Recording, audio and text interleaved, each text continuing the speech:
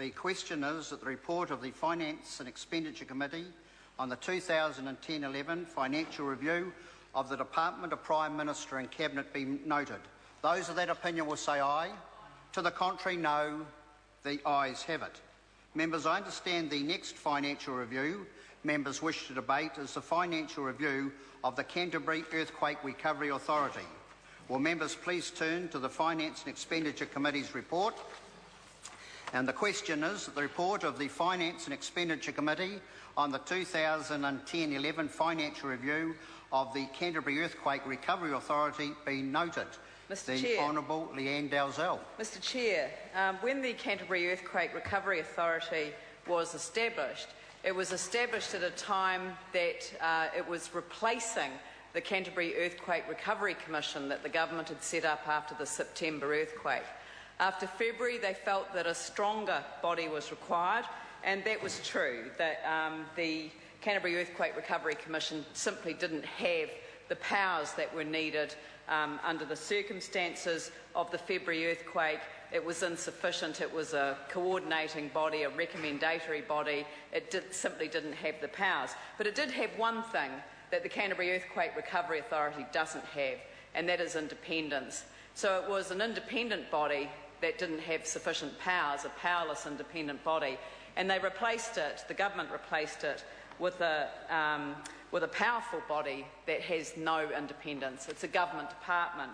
And prior to its establishment, just prior to its establishment, our then leader, Phil Goff, wrote to the Prime Minister, John Key, and suggested that if they really did want to do things well in Christchurch and to have a genuine bipartisan approach to rebuilding Christchurch, which the government had said that it wanted to achieve, for it to be meaningful, there had to be full engagement before decisions were made, and consulting on proposals when they are ready to go to Cabinet doesn't make the resulting decision bipartisan, which I think is a very good point for us to note.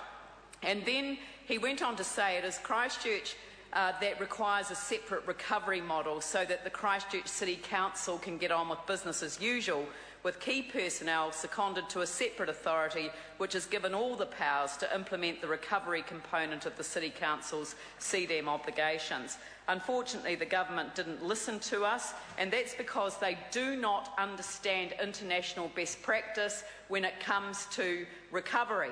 And I know that that is the case because I listened to the Minister when he responded to a contribution that I made to the panel on Radio New Zealand Afternoons with Jim Mora on the 10th of February this year, when he said that it was when he suggested that what I wanted in terms of community engagement when I was talking about international best practice was that I was suggesting that we sit around and play the guitars and sing Kumbaya over it, which I thought was very funny. I mean, he is a very clever speaker when it comes to making humorous points such as that. But this is a serious matter because what he told us in that same public statement was that he can rewrite the evidence, he can rewrite the experience of the past when he said, I think we are actually rewriting international best practice down here on a day-by-day basis. And I just want to remind the House that international best practice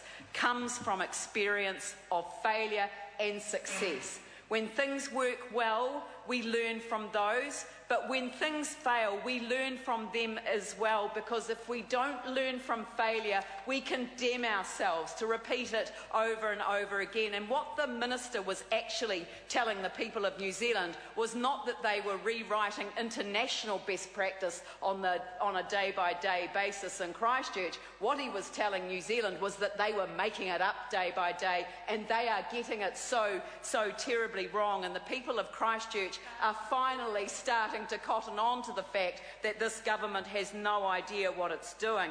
And I want to tell the House that the Office of the Prime Minister's Science Advisory Committee, headed by the exceptionally brilliant Professor Sir Peter Gluckman, has done an exceptionally brilliant briefing paper to the Prime Minister, and I would like the Minister to actually respond to this on the psychosocial consequences of the Canterbury earthquakes. And he says this, that it would be it would appear that key to minimising this phase of anger and frustration which become inevitable when people are treated the way they're treated by this government is the promotion of local empowerment engagement by working closely in a collaborative way with the affected population and coordinating and co-leading the response effort. If the population do not sense this is happening, then the phase may well be longer and the symptoms of anger and frustration more intense. Mr. Speaker, Sir Peter Gluckman knows exactly what he's talking about when he's talking about evidence and international best practice. Unfortunately, SERA hasn't been set up to undertake that approach at all. And I understand that tomorrow the government is going to announce a new direction for SERA to take over that role from the Council. I call Eugenie Sage. Thank you, Mr. Chair. I rise to speak.